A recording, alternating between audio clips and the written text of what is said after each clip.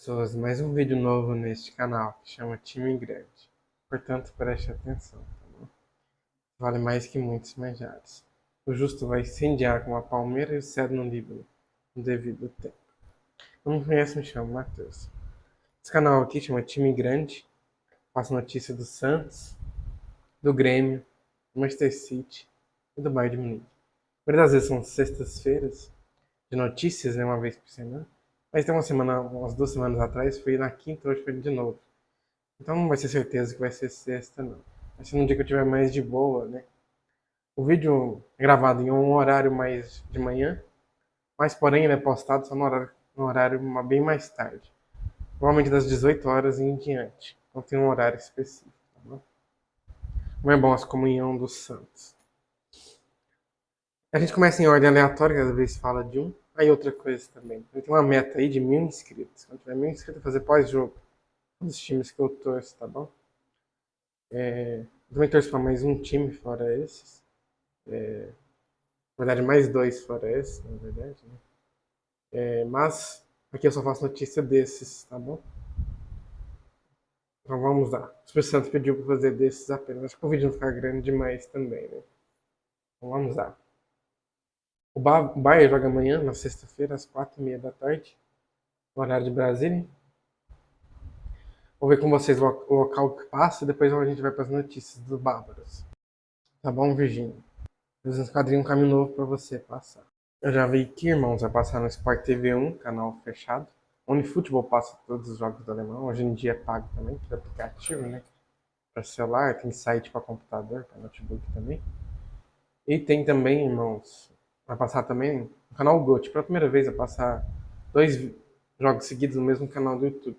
Que reveza entre a Casa TV e o canal GOT. Cada vez é um. Aqui, o Casa TV vai passar um francês nesse horário, vai passar no GOT de novo. Vai passar também um canal novo da TV aberta, X Sports. A Rede TV só passa o jogo de domingo, né? Então não vai passar. Do alemão, né? A Rede TV é 1h30, 2h30 ou 3h30. Esses horários assim. O jogo que tiver nesse horário. Eles dão preferência mais pra 1h30 e 2h30, né? Eles dão. Cada vez é um horário desse. Vamos ter as notícias dos bávaros, tá bom? Eu vou te fazer cada vez mais forte a partir de hoje, tá bom, Virginia? Lesionado, Harry Kane desfalca Bahia pela Bundesliga. Eu sabia que tinha sido lesionado. Volta para o Bayern de Munique, com Harry Kane fora do próximo jogo. Acho que eu lembro mesmo no jogo passado que tinha lesionado mesmo. A memória não anda boa. Kane vai desfalcar o Bayern contra o Gladbach, que é o Borussia Mönchengladbach. Isso é só uma sigla. Após pancada na panturrilha. Bayern de Munique e Borussia Mönchengladbach se enfrentam na 25ª rodada. A maioria das notícias aqui não precisa abrir, né? Tem uma aqui em inglês, eu vou traduzir ela. Vou ver o que vai falar. A maioria eu tô lendo só o título mesmo. Se for assim, a gente vai pro próximo time depois. Que o Chelsea deve iniciar conversas com o Bayern para contratar a estrela de 56 bilhões de libras. Que é o Alexander Pavlovic. Também não vou ler a notícia por completo. Vem com o Manchester City também, que é. A gente vai pular agora, pessoal, para o Manchester City, tá bom? Depois a gente vai pro Grêmio e depois a gente encerrar com o Santos. A pessoa fica pensando que agora eu sempre deixo o Grêmio pro final, né? Já realmente é, mas hoje não vai ser o último, não. Vai ser depois do Manchester City, tá bom? O Manchester City provavelmente vai ter poucas notícias também. O Manchester City vai jogar sábado às 5 horas, horário de Brasília, 17 horas. Contra o Newcastle na Copa da Inglaterra. Vou ver com vocês o local que passa do jogo e já retorno. Provavelmente deve passar na ESPN, mas eu vou olhar aqui assim mesmo. Certeza mesmo no Disney+. Vou olhar também, talvez a X-Sports pode passar, ou ESPN Brasil no YouTube, né? Eu vou olhar e já retorno. Esses dois passam em inglês. Mas passa um jogo diferente, né? Um do outro. Vou ver se passa. Eu creio que não. Eles só passam em inglês mesmo nesses dois. Eu vou olhar aqui assim mesmo. E a maioria dos jogos é de time pequeno. Do City passou um contra um time pequeno na X-Sports, mas só um tá agora. Eles passam mais de time pequeno lá na X-Sports do inglês. O Liverpool passou uns 3 também, né? O Manchester United acho que passou um. O Everton passou uns 3 ou 4, mas O Everton é um time grande assim que não ganha nada há muito tempo. A última vez que foi para a Liga Europa foi em 2020. De 2016 a 2020 só foi para a Liga Europa, né? A Champions a última vez foi em 2012. Então tem muito tempo, né? E o Rooney é torcedor desse time, pra quem não sabe. Ele jogou lá, ele queria ficar lá pro resto da vida, só que o time faliu, né? Ele ficou no Manchester United por isso. E realmente a transmissão é só do Disney+. Não passa em nenhum canal da ESPN e também não passa em nenhum canal da TV aberta, nem YouTube, nada, mas nem mesmo. Eu gosto do Newcastle. O Newcastle é freguês do Manchester City. Esse ano perdeu todos, foi eliminado na Copa da Liga também. No primeiro jogo eles jogaram melhor, amassaram o City, mesmo assim o City ganhou de 2-0, né? Mas eu gosto deles. Nossa, freguês, tô brincando. Manchester City empata com o Forest, com Murilo, herói, e vê Arsenal ampliar vantagem na ponta da Premier League. Tive os tropeços do Manchester City, né? Estamos aqui falando da notícia do Manchester City contra o Nottingham Forest, onde assisti, já falei com vocês. Após jogar bem contra o Manchester City, Igor Jesus destaca a relação com o Botafogo. Vou levar para o restante da minha vida. Vídeo, torcedores. Não vou mostrar o vídeo porque não tem como abrir aqui, né? Além de ter direitos autorais também. Vídeo, torcedores do Arsenal comemoram e dançam loucamente nas arquibancadas. Em Brighton, após saberem que o Manchester City havia empatado com o Nottingham Forest.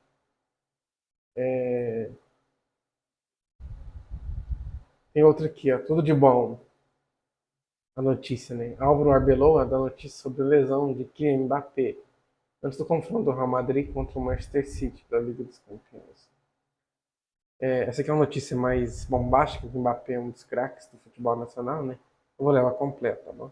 O Murilo lendo por cima, né? O técnico do Real Madrid, pra quem não acompanha o canal, e algumas eu leio só o título, outras eu leio completo. O técnico do Real Madrid, Álvaro Arbeloa, deu notícias positivas sobre a condição física de Kylian Mbappé, que vem lutando contra uma lesão persistente no joelho. Uma importante partida da Liga dos Campeões contra o Manchester City se aproximando, o técnico do Real Madrid garante que a recuperação do atacante está indo bem. Sinais positivos para Mbappé. O técnico do Real Madrid, Arbeloa, procurou acalmar as preocupações em torno da disponibilidade de Mbappé, escrevendo os últimos relatórios médicos como boas notícias. O astro francês ficou afastado dos gramados devido a uma entorse no joelho esquerdo, um problema que o incomodou no início deste ano. O clube confirmou recentemente um plano de tratamento conservador para o vencedor da Copa do Mundo, evitando a necessidade de uma cirurgia invasiva.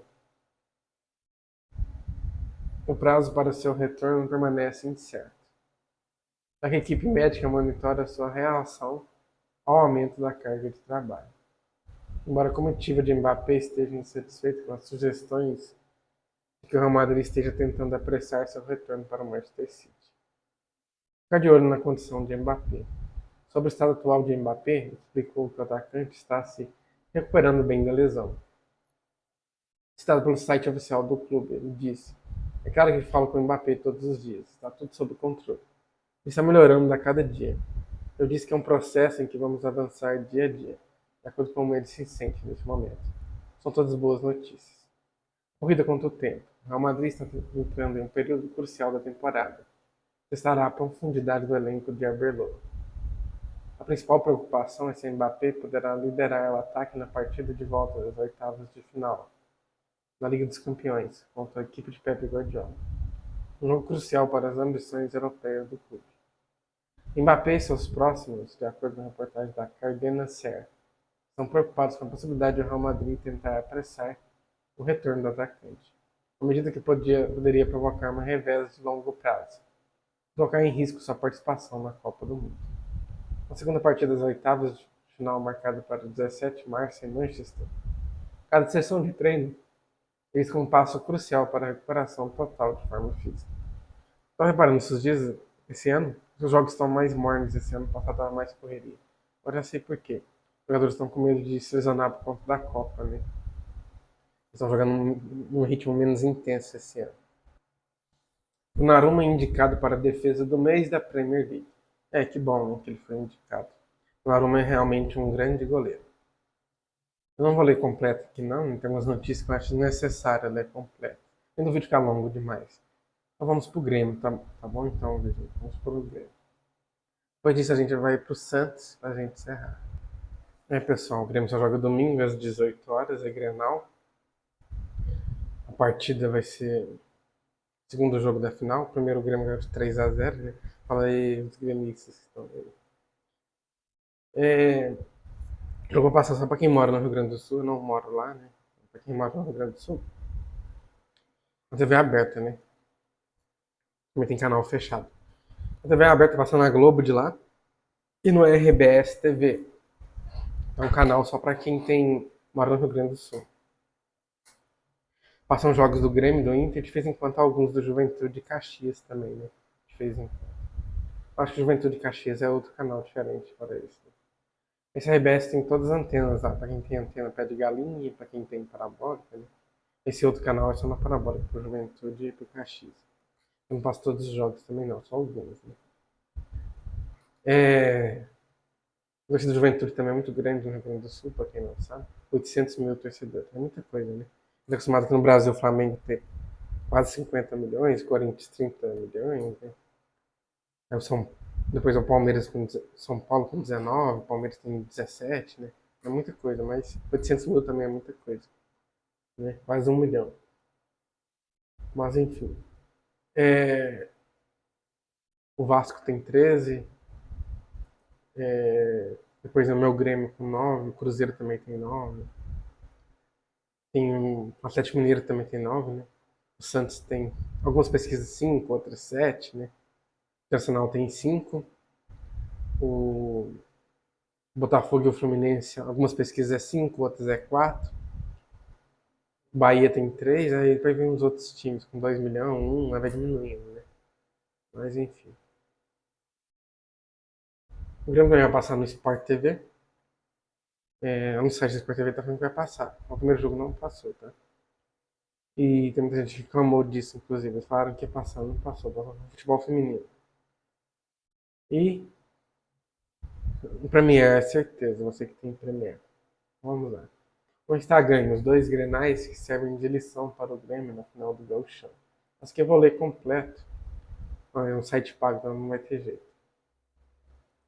Então vamos pro próximo. Quando é pago aqui eu não leio também, para quem está me acompanhando agora. Grenal com mais gols é uma pergunta. Grêmio e Inter estão entre times da Série A mais ofensivos no ano. Clássico no domingo decide o Campeonato Gaúcho. Inter precisa pelo menos 3 gols de vantagem para levar a decisão para os pênaltis. Clássicos não são exatamente marcados por jogos plásticos com alto número de gols marcados. Mas o Grenal na final do Gauchão no Beira-Rio, às 18 horas de domingo, tem tudo para caminhar para o outro lado. Atualmente, Grêmio e Inter estão entre os clubes da Série A com mais gols marcados no ano, de acordo com o gato mestre do GE. Além disso, os últimos 3 encontros tiveram 3 gols a mais. O Grenal, inclusive, inverteu as posições de Grêmio e Inter neste ranking. Durante a semana, porém, os dois gaúchos foram superados pelo Flamengo, goleado por 8-0 sobre o Madureira. O Palmeiras igualou o Colorado com um gol da vitória sobre o Novo Horizontino, nesta quarta-feira, o jogo de ida da final do Paulistão. O Bahia é o time com mais gols marcados no ano, com 36 em 15 partidas. Depois vem o Flamengo com 30, o mesmo número de jogos.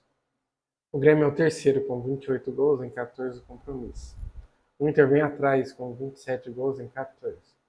E o Palmeiras fecha o top 5 com 27 em 15. O time da Série A com mais gols em 2026. Bahia 36 gols. Segundo, Flamengo 30 gols em 15 jogos. Os dois têm 15. Grêmio 28 gols em 14 jogos. Inter 27 gols em 14 jogos. Palmeiras 27 gols em 15 jogos. A vitória do Grêmio por 3-0 sobre o Inter, curiosamente, foi o Grenal recente com menos gols, deixando o Colorado haver batido o Tricolor por 4-2 em jogo movimentado. No ano passado houve uma vitória gremista por 3-2 sobre os Colorados no Brasileirão. Antes ainda em 2025, houve também um período de poucos gols e empates em sequência, mas o contexto agora passa a ser relevante. O Inter precisará atacar se tem a pretensão de reverter a vantagem construída pelo Grêmio na Arena. No mínimo vitória por 3 gols de diferença para levar para os pênaltis. ou por 4 para ser campeão. Outro ponto a ser citado é que as referências ofensivas de Grêmio e Inter brilham pela artilharia do gauchão. Borré e Carlos Vinícius têm 5 gols em 6 e 10 jogos, com 6 gols em 10 jogos, respectivamente. O Ellison do Avenida tem 6 gols e atualmente é o goleador do estadual. Eu li errado aqui. O Carlos Vinícius e Borré tem 5, né? E o artilheiro até o momento é o Ellison do Avenida, que tem 6. O Inter é o melhor ataque do gauchão. A Avenida foi eliminado na semi, né?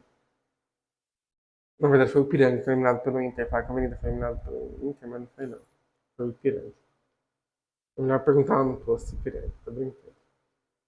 O Inter é o melhor ataque do gaúcho, com 24 gols marcados nos 10 jogos. Já o Grêmio tem 20, feitos no mesmo número de partidas. O Grêmio tem 24, o Grêmio tem 20. O Colorado tem a possibilidade de repetir o setor ofensivo, que não funcionou na arena. Caboreno, Alan Patrick, Vitinho e Borré devem começar o jogo.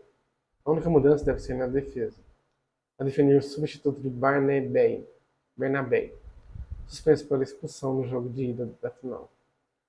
Para o duelo do Beira-Rio, o Grêmio pode ter mudanças na escalação.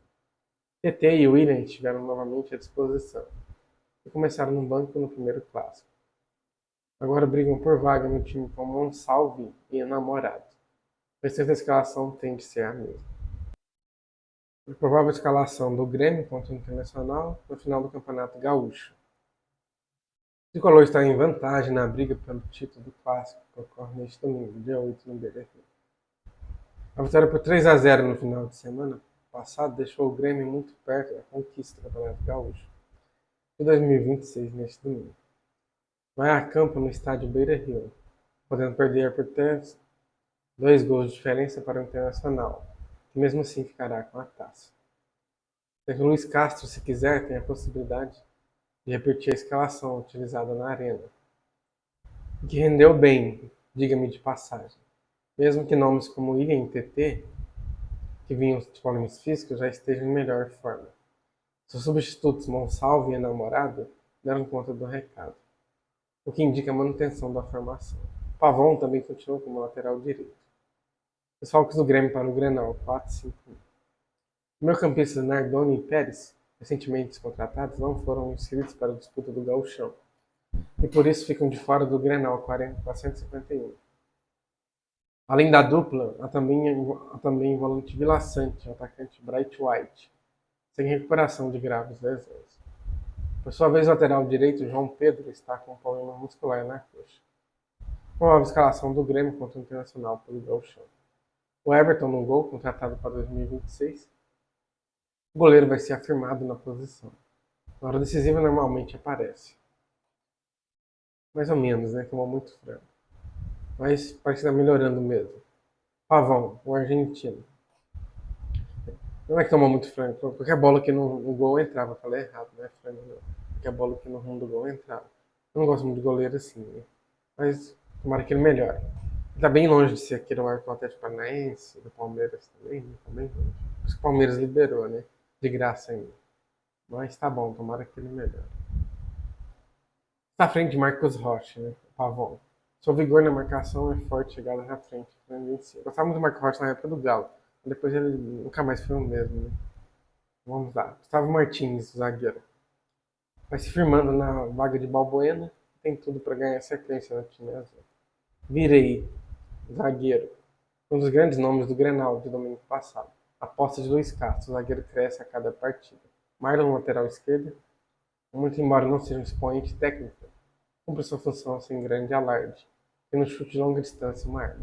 Ele realmente não era muito técnico mesmo, não, o Marlon, né? É tipo o Fernandinho. O Fernandinho também não era muito técnico.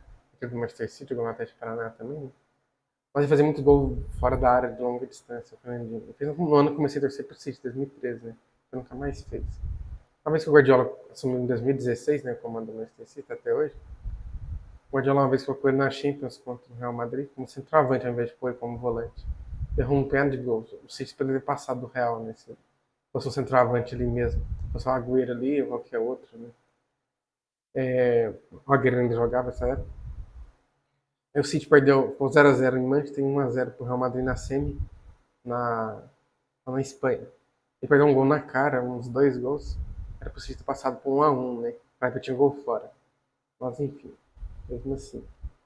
Não gosto de improvisar jogador por isso. O Guardiola às vezes faz isso, né? Noriega, mas o Marlon é lateral mesmo. Tô dando um exemplo dos dois, que os dois é ruim, mas os dois dão um chute fora de área, né? Forte. Sabia o exemplo dele. Noriega, volante, protegeu muito bem a frente da área no primeiro clássico.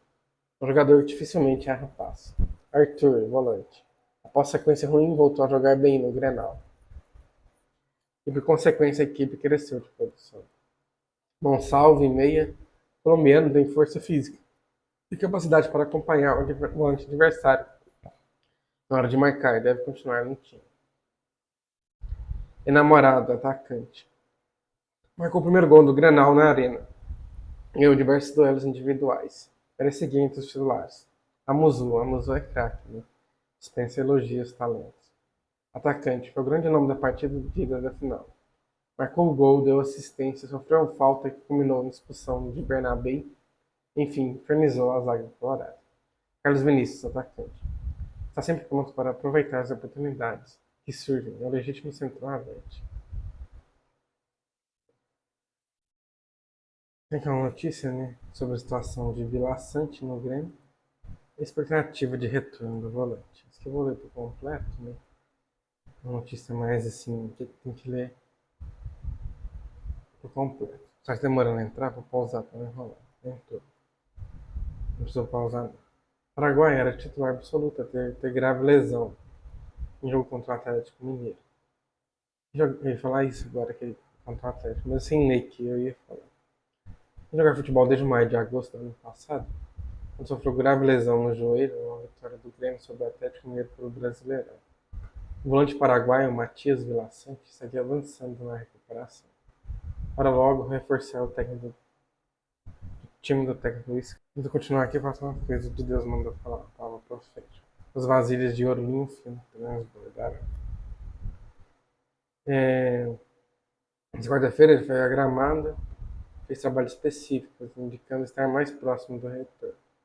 Imagens divulgadas pelo clube mostram Vilaçante chuteiras no gramado trabalhando, sob supervisão dos profissionais do Grêmio. Por hábito, a assessoria de imprensa gremista evita divulgar o prazo de retorno, mas a tendência é que o Paraguai volte a campo entre abril e maio. Vilaçante teve ruptura de ligamento do cruzado no joelho esquerdo. Não precisou passar por cirurgia na época da lesão. Normalmente, esse tipo de quadro exige cerca de até 9 meses de recuperação, que impediu sua continuidade do time titular gremista. Até então, Vilaçante era titular absoluto e muitas vezes capitão do Grêmio, com convocações frequentes para a seleção do Paraguai. Ele está no tricolor desde maio da temporada 2021 e tem contrato válido até o ano 2029. Somente para sua posição, o tricolor tem nomes como Noriega, Dodge, Thiago, Arthur, Nardoni e Leonel Pérez. Tem uma que não dá para ler porque é paga, mas vou ler o título. Luiz Castro rejuvenesce Grêmio. 4 medalhões acumulam tempo sem jogar. Um deles é Kahneman. Ele é tipo um Guardiola, não gosta muito dos jogadores que são chamados ídolos, né? Eu falo assim, ídolos entre aspas, porque para mim ídolo é só dizer, né? Outras pessoas eles consideram ídolos. Né? Mas, convenhamos, né, pessoal? O Kahneman tá bem velho, tá bem ruim, não é aquele Kahneman mais.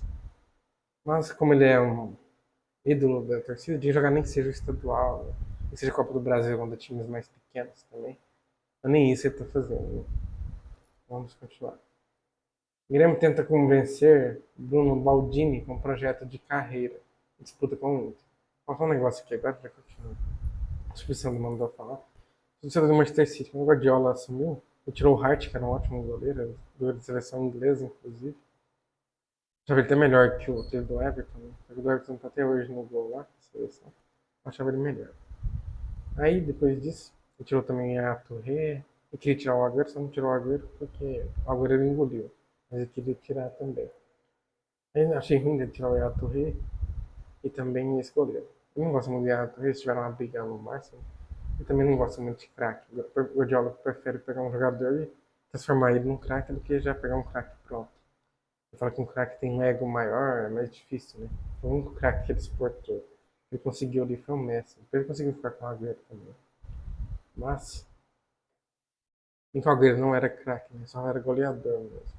Mas enfim, diferente do Suárez, que era craque também, que é goleador e craque. Mas o Agüero era mais goleador. Ele era bom jogador, mas craque não, né? Diferente. E ele estaria no Brasil, inclusive. Se fosse aqui no Brasil, ele faria muito gol. Né? A Premier League na época era mais difícil que é hoje em dia ainda. Ele fez muitos gols lá no Brasil, ele deitaria. Acho que nem joga bola mais, mas se jogasse. Ele aposentou no Manchester City. Né? Mas, só um exemplo. E depois disso, o Guardiola começou a ganhar vários títulos. Né? Comecei assim, em 2013, eu tinha visto só um inglês antes dele. Né? Depois o Guardiola veio, eu vi mais uns 4 inglês. Eu vi umas 3 Copas da Inglaterra. Eu vi um piano de Supercopa da Inglaterra. Umas 8 Copas da Liga Inglesa. Eu vi Champions, eu vi Mundial, eu vi Supercopa da Europa. Enfim. Resumindo, eu esqueci desses 2 jogadores. Mas porventura o Luiz Castro começa a ganhar títulos, as pessoas vão esquecer do Kahneman também. Com certeza disso. Por isso que ele tem ganhado uma Libertadores e tal, né? Mesmo assim. O Grêmio entrou na disputa para a contratação do zagueiro Baldini, de 18 anos, destaque do Avaí. O jovem defensor vem chamando a atenção pelas atuações nas categorias de base e também por oportunidades recebidas no elenco principal do clube catarinense. Outra coisa também, a gente acabava esquecendo de alguns jogadores que saíram do clube, assim, né? Ir para a Europa. Um jogador do time nosso que era bom demais, a gente não queria que saísse. Mas com algum tempo a gente esquecia, nem que seja alguns anos depois. A gente sempre esquece, né? Um jogador pode ser maior que o clube também. Não tô concordando com o que o Luiz Castro fez, não, mas se ganhar títulos, assim, até a torcida vai esquecer também disso. O Pino ter afastado o Kahneman. Vamos lá. Os bastidores do tricolor gaúcho tentam avançar nas conversas, apresentando um projeto de carreira considerado atrativo para o atleta. A diretoria mostra um caminho de desenvolvimento dentro do clube, com oportunidades progressivas no futebol profissional. A concorrência, no entanto, promete ser forte. O Nacional também monitora a situação do jogador, e tenta se antecipar nas negociações, o que transformou a disputa em mais um capítulo clássico Grenal fora de campo. O projeto esportivo pode pesar para o Grêmio. O Grêmio entende que o planejamento esportivo pode ser decisivo para convencer os zagueiros e seu staff. A proposta envolve integração gradual ao elenco profissional e acompanhamento e desenvolvimento da estrutura do clube. Informalmente, o tricolor diz que jovens defensores com potencial técnico podem se valorizar rapidamente no mercado. Por isso, a aposta em jogadores promissores faz parte da estratégia do clube para os próximos anos. A disputa com o rival aumenta o interesse em Baldini. A presença do internacional na organização aumenta ainda mais o peso da disputa. Vencer a concorrência significaria não apenas reforçar o elenco gremista, mas também impedir que o rival fortaleça o setor defensivo, uma promessa do futebol brasileiro. Além disso, a idade de Bruno Baldini é um potencial de valorização futura, caso se desenvolva no futebol profissional. O jogador pode se tornar um ativo importante para uma eventual venda do mercado internacional. Enquanto isso, a disputa pelo defensor segue aberta nos bastidores do futebol gaúcho, com os dois rivais tentando convencer o atleta sobre qual projeto é o melhor para a sua carreira. Vamos ver. Se tem mais alguma notícia que eu acho que não tem do Grêmio, né? Tem uma última aqui. Na verdade, mais aqui sim. Tem uma aqui que é paga, não tem como ler. Pelo título não dá pra saber direito o que tá falando, então vou nem ler o título. Essa outra aqui também. O Grêmio planeja estrear nova camisa ainda neste mês de março. Se eu lembrar, vou deixar a camisa aqui, o print dela, pra você tá vendo. Mas aqui não mostra ela direito, então não vou deixar. Vamos para a próxima notícia aqui. Veja como está a adaptação de Leonel Pérez no Grêmio e qual a previsão de estreia. O volante foi preservado no último jogo pelo Campeonato Brasileiro e teve estreia adiada. Leonel Pérez está mais perto de estrear pelo Grêmio. O volante que não está inscrito no Gauchão foi preservado no último jogo no Brasileiro contra o Atlético Mineiro. O motivo foi ainda estar em adaptação à carga de trabalho da comissão técnica de Luiz Castro. Conforme apurou o GE, o jogador de 21 anos recebe cuidados especiais, profissionais de fisioterapia e da preparação física. individualmente. Recentemente tem feito atividades internas na CT Luiz Carvalho. Exemplo do que ocorreu nesta quarta-feira, quando o grupo se representou após 2 dias de folga e ele não foi. Nos primeiros dias em Porto Alegre, Pérez participou de treinos técnicos e táticos no gramado. Embora com trabalho diferenciado, a Argentina está dentro do cronograma de preparação inicialmente previsto. O objetivo é condicionar o volante para o calendário do futebol brasileiro e o nível de exigência física das competições do Grêmio. A comissão técnica pretende tê-lo à disposição para o jogo contra o Bragantino, na outra quinta-feira, na Arena, pela quinta rodada do Brasileirão. Pérez chegou ao Grêmio na final de recuperação de uma lesão muscular sofrida no Huracan, seu antigo clube. Contudo, o problema já está superado. Então é isso, né? Deus te dá boas milagres, boas notícias. Desenvolver fogo escaldante, consumidor. Mas calma lá, é o Espírito Santo. A nova aliança é fogo consumidor, Espírito Santo. Te enche do Espírito Santo. Te dá alegria, renovo, paz, quando você quiser e você trilhar, tá bom, Virgínia? O Santos não joga esse final de semana, pessoal. Faz assim, né? Infelizmente não está no mais do Campeonato Paulista, saiu pelo Novo Horizontino, que está na final. Mas fomos eliminados pelo time da final, né? Pelo menos. Às vezes aconteceu várias vezes com times meus, né? Do time ser eliminado por algum time mais, assim, menor. Se o time chegava na final, pelo menos eu pensava assim, pelo menos o time chegou na final. A gente foi eliminado pelo menos com o time da final. Neymar critica Santos após a decisão de João Vasco, merecia mais respeito. Neymar desabafa sobre a decisão de João Vasco com o Santos e gera revolta. Tem outro aqui também, Neymar faz post criticando a saída do jogador do Santos, merecia mais respeito. Essa aqui é parecida com as outras, mas acho que eu vou ler ela completa. Talvez seja pulo direto para postagem. Vamos ver o que o Neymar falou. Dani Basso, boa sorte na tua nova etapa, irmão. Fico triste em ver você saindo dessa sala. Você é profissional demais e merecia mais respeito. Mas é a vida, né? Eu te desejo coisas boas, sempre estarei na torcida. Escreveu Neymar. No Santos 2023, João Bastos disputou apenas 2 partidas nessa temporada. Ao todo são 36 jogos e 3 gols pelo Peixe. Tem outro aqui também. Santos FC tem novidades sobre Veríssimo e Oliva, entendo. Vou ler esse aqui completo. Santos FC tem novidades sobre Veríssimo e Oliva, entendo. Reforços ficam liberados para estreia pelo Santos FC. A chegada do zagueiro não depende de situação internacional. O Santos FC informou nesta quarta-feira a regularização de 2 reforços importantes para a sequência da temporada. O zagueiro Lucas Veríssimo e o volante Christian Oliva tiveram os nomes publicados no vídeo da Confederação Brasileira de Futebol. Assim, ambos estão oficialmente liberados para estrear pelo clube. Apesar da regularização, a situação dos atletas é diferente no momento. Christian Oliver já trabalha normalmente com o elenco no CT Rei Pelé, desde a semana passada. Portanto, o meio-campista uruguaio pode ser utilizado pelo técnico Juan Pablo nos próximos compromissos. O Santos FC volta a campo na próxima terça-feira, às 21h30, contra o Mirassol, no Campeonato Brasileiro. A partida correrá no estádio do Miami, no interior paulista, pela sequência do Campeonato Brasileiro. Dessa forma, existe expectativa pela possível estreia de Christian Oliver. No entanto, o cenário envolvendo Lucas Veríssimo ainda gera incerteza. Embora esteja regularizado no BID da Federação Brasileira de Futebol, o defensor sequer tem data definida para se apresentar. Isso ocorre por causa da instabilidade geopolítica no Oriente Médio. O zagueiro reside atualmente no Catar, país que enfrenta medidas emergenciais de segurança. Após ataques à base dos Estados Unidos, o governo local decidiu fechar o espaço aéreo. Assim, voos comerciais e particulares foram suspensos temporariamente. Existe uma possibilidade de Lucas Veríssimo viajar no sábado.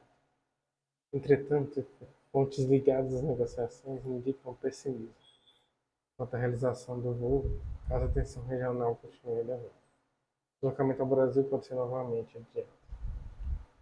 Lucas Veríssimo atua no futebol do Catar desde 2024, quando deixou o Corinthians para defender o Al-Duail. Posteriormente, o defensor foi emprestado do Al-Kirak, se falar direito, durante a atual temporada. Para repatriar o jogador, o Santos apresentou a proposta de 4 milhões de euros por 70% dos direitos econômicos. Contrato firmado em duração de 3 temporadas. Com possibilidade de renovação por mais um ano. Aqui outra notícia, né? Esposa de Lucas Veríssimo, reforço do Santos, atrás dificuldades para a família deixar o Catar. Aqui está na zona de conflito entre Estados Unidos, Israel e Irã. A esposa do zagueiro Lucas Veríssimo declarou as dificuldades para que a família consiga deixar o Catar e retornar ao Brasil. E contratado pelo Santos, o defensor está em Dubai, onde o espaço aéreo está fechado.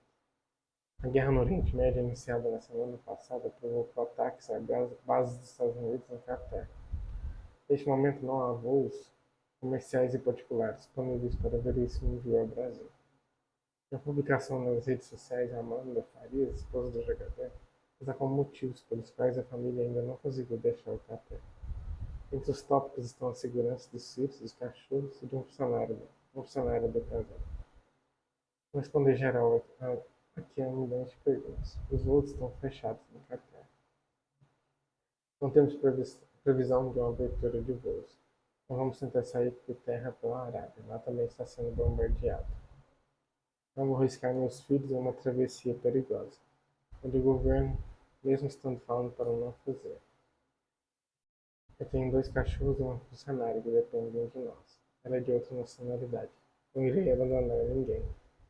Teve gente sendo barrada chegando numa travessia com animais. Eu saio todo mundo, não sai ninguém, escreveu a esposa do Nigel. Além disso, a Amanda também publicou um alerta emitido pelo governo do Catar, onde diz que a nível de ameaça de segurança está alto. O governo catarí pediu para que todos permaneçam em casa, longe das janelas, além de evitar as áreas públicas. Veríssimo e a família passaram as últimas dias arrumando as malas para o retorno ao Brasil. Agora eles aguardam a paralisação do conflito e a reabertura do espaço aéreo para deixar o Catar. Um print aqui do status, né? Provavelmente do Instagram. Assim. Vou responder no geral aqui as milhares de perguntas. Eu já li, né? Aquelas coisas lá. Vamos lá. O Veríssimo atuou no futebol do Catar desde 2024, quando deixou o Corinthians para defender o do Ayu. Este ano o jogador foi emprestado para o Al-Wakra, não sei se é assim. Foi errado esses incorretos. Para contar como zagueiro, o Santos fez uma proposta perto dos 4 milhões de euros, 24,6 milhões de reais. Segundo o direito econômico do atleta. O pagamento será feito em 4 anos, com a primeira parcela em dezembro. O conflito no Oriente Médio, iniciado a partir de avanços dos Estados Unidos e Israel no Irã, já matou mais de 1.000 pessoas na zona iraniana. Segundo a mídia estatal do país persa, o confronto começou no último dia 28 e chegou no sexto, essa quinta-feira. Vamos ver se tem mais notícias aqui, tá bom? O gordinho saliente, não se esqueça disso. Aderlan cobra 7 milhões de Santos por descumprimento de acordo. O lateral direito afirma que o Peixe não pagou as parcelas combinadas após a decisão contratual com o clube em 2024. O lateral direito Aderlan adicionou a Justiça do Trabalho contra o Santos e cobra cerca de 7 milhões. O jogador atualmente sem clube alega que o Peixe não cumpriu um acordo firmado no ano passado para a rescisão de seu contrato. Aderlan vestiu a camisa da Santista entre 2024 e 2025. Teve passagem discreta pela equipe, com apenas 19 partidas disputadas antes de deixar o clube. No ano passado, o lateral e o Santos acertaram a rescisão amigável do vínculo. Na ocasião, o atleta seguiu para o Sport, como parte do acordo. O Paulo se comprometeu a pagar 1,2 milhões ao jogador. O valor estaria sendo quitado em 5 parcelas de 240 mil. Entretanto, segundo a defesa do atleta, nenhuma das prestações foi paga até o momento. Diante da suposta inadimplência, os advogados de Aderlan sustentam que o acordo perdeu validade. O jogador passou a reivindicar valores maiores na justiça trabalhista. A ação Aderlan também solicita o benefício da justiça gratuita. O lateral argumenta que não possui condições financeiras de arcar com despesas processuais sem comprometer o próprio sustento e o de sua família. A primeira audiência do caso já tem data marcada. O encontro entre as partes será no dia 26 de maio, presencialmente em Santos. Assim que pôs deixar o Santos, o Verão seguiu para o Sport, onde também disputou 19 partidas. O vínculo com o clube pernambucano terminou em janeiro deste ano. Desde então, o jogador segue sem equipe. E outra aqui, né? Que o Neymar se irritou com a saída do jogador do Santos. Entenda bastidores. Aquela só ali por cima, né? Aquelas notícias, vamos ver por completo. A rescisão de contrato do zagueiro João Basso, realizada nesta semana pelo Santos, gerou polêmica nos bastidores do clube na última quarta-feira, dia 4. O atacante Neymar mandou um forte recado à diretoria alvinegra em post no Instagram, dizendo que o atleta merecia mais respeito no clube. Segundo apurou a ESPN, foram vários os motivos que fizeram a camisa 10 mostrar sua insatisfação de forma pública nas redes sociais. Sempre que der aí, tome uma água e reforce bastante aí a pesquisa a camisa. Os principais motivos é que Neymar e Basso eram muito próximos. Imaginei que seria um desses mesmos, achei que seria um único, inclusive. Tendo criado uma forte amizade desde que o Astro retornou à Vila Belmiro, no início do ano passado. O zagueiro era um dos principais parceiros do atacante no dia a dia de treinos no CT Rei Pelé. Fora de campo também frequentava a mansão do craque, em Mangaratiba. Ney também entendia que Basso era certamente profissional. Sempre foi correto com o peixe em todos os momentos. Mas não sendo sequer relacionado pelo técnico não Paulo, em várias ocasiões nos últimos meses. O atacante ressaltou nos bastidores que viu como injusta a situação do amigo na equipe, já que o defensor jamais fez qualquer reclamação ou contaminou o ambiente do CT Rei Pelé. O entendimento do camisa 10 era que João Basso não merecia esse tratamento por parte do time alvinegro, já que não teve a chance de demonstrar seu trabalho. Por insatisfação pública, Neymar aceitou a decisão da diretoria santista, assim como demonstrou entender que o técnico tem direito ou não de contar com qualquer atleta de acordo com seu entendimento de jogo. O Peixe, por sua vez, já tinha receio de que uma rescisão de Basso atingiria Neymar nos bastidores, mas afirma que a saída do zagueiro era necessária por alguns motivos. O mais relevante era a necessidade de abrir espaço na folha salarial para a chegada de Lucas Veríssimo, defensor que foi anunciado na última quarta-feira, dia 4. Além disso, o defensor era visto pela diretoria de Marcelo Teixeira como um negócio de outra gestão. Inclusive, gerou uma grande dor de cabeça com o transfer ban pela falta de pagamento ao Arouca de Portugal. Próximos jogos, né, do Santos. Dia 10 do 3, hora do 9h30, hora do Brasil, do Campeonato Brasileiro, né, combinação. Depois dia 15 do 3 às 4 da tarde, Campeonato Brasileiro contra o Corinthians, né, às 4 da tarde. Depois, contra o Internacional, dia 18 do 3, 9h30, Campeonato Brasileiro também. Então é isso, né? Acho que já acabou as notícias, mas eu vou conferir aqui, né, se tem mais alguma, se acabou mesmo. Venda de ingresso, tem uma aqui, venda de ingresso para Santos e Corinthians para o Campeonato Brasileiro. Está começando a vender já os ingressos antecipadamente. Acho que assim vende bastante. Tem as fotos do treino aqui, mas esse aqui não vai dar para mostrar para vocês, eu não tenho direitos também. Né? Depois para mostrar os prints, mas não vou mostrar. Né? Vou ver outro aqui também. Enquanto o presidente do Santos, FC e Futsal Sub-10 celebra o título internacional.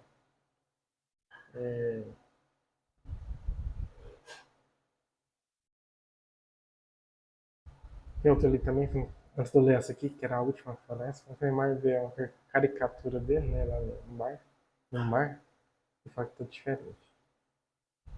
Dele, né, do Santos, sabe? E fala que tá diferente. Tem outro aqui, enquanto entre o presidente do Santos FC e Futsal Sub-10 celebra o título internacional. Eles falam essa para encerrar, que é a última. O Santos FC promoveu, já tinha lido o título dela, né? Essa quinta-feira, dia 3, um encontro entre o presidente Marcelo Teixeira e os jovens do Futsal Sub-10. Vencedores da primeira edição da Copa Internacional FAI, organizada pelo FAI FC nos Estados Unidos. Celebração com relação da presidência, com presença de diretores da categoria de base e responsáveis. Foi iniciado no dia 22 de fevereiro em Massachusetts, nos Estados Unidos. O presidente Marcelo Teixeira destacou a relevância do clube em competições internacionais. O Santos FC tem uma marca e um reconhecimento mundial. Sempre recebe convites nas mais diversas categorias, não só em torneios locais, mas principalmente internacionais. Desde categorias menores como Sub-7 até o Sub-10. Nossa principal intenção é que eles pratiquem futebol, mas pelo trabalho de qualidade e pelo talento sempre temos ido representando bem o clube. Ainda segundo o presidente, categorias de base são fundamentais para o desenvolvimento social dos meninos. Nosso interesse é que eles tenham uma maneira de se divertir, socializar e praticar o esporte, sem exigência de se tornarem profissionais. O Santos FC tem essas categorias e a oportunidade de tirar muitos garotos das ruas, das favelas, para estarem fazendo algo para a sua saúde e suas vidas. Mas, além disso, representar o clube e alcançar um título é fundamental, para que comecem a se acostumar com as vitórias, derrotas e serem grandes vencedores na vida. Foi muito bom participar nessa edição. Temos lá em 11 pessoas. Nós temos uma relação muito boa com o Flair, então recebemos esse convite. Nosso sentimento que fica é de que foi um grande sucesso, sacou Alexandre Barata, treinador técnico do futsal. Antônio Jorginho, de 9 anos, é goleiro do time e foi destaque da competição. Influenciado por Gabriel Brazão e por seu pai, também goleiro, o menino esteve em sua primeira viagem jogando pelo Peixe. É muito bom trazer esse título para o Santos FC e para o Brasil. Vai ficar marcado pela nossa história. Comentou. Então é isso, né? Espero você no próximo vídeo do canal de semana que vem. Um vídeo pro canal aqui só. Vamos começar a ter pós-jogo quando atingir 1000 inscritos, né? Vai começar a ter. Tem essa meta aí. Se você puder me ajudar a crescer, né? A desenvolver mais. Deus te abençoe. Uma confio para você em Bruxelas, vencer. Deus abençoe você, Raul Mendonça.